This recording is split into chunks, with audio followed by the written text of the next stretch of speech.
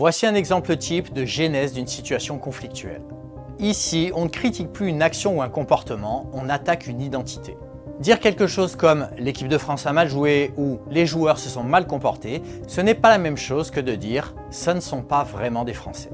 Parce que là, on ne parle plus de football, on attaque une appartenance et une légitimité. Et il n'y a rien de plus épidermique pour celui qui a attaqué de cette manière. Donc sa réaction sera violente à coup sûr. Et dans une situation de conflit, on a tendance à faire toujours un petit peu ce genre de choses. Au lieu de dire « ce que tu as fait m'a blessé », on va dire « tu es égoïste ». On n'attaque plus l'action, on attaque directement la personne.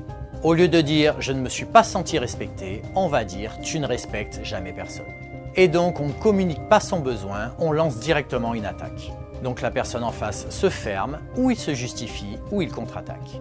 Maîtriser une situation conflictuelle, c'est être en capacité de détacher la personne de son comportement. On doit être capable de critiquer un acte sans détruire une identité. Et de nommer un problème sans humilier l'autre. Et si c'est toi qui es attaqué dans ton identité, l'idée c'est de rester ancré avant de répondre pour ne pas verser dans l'émotionnel et générer l'escalade. Si tu veux apprendre à maîtriser n'importe quelle situation conflictuelle, clique sur le lien en description.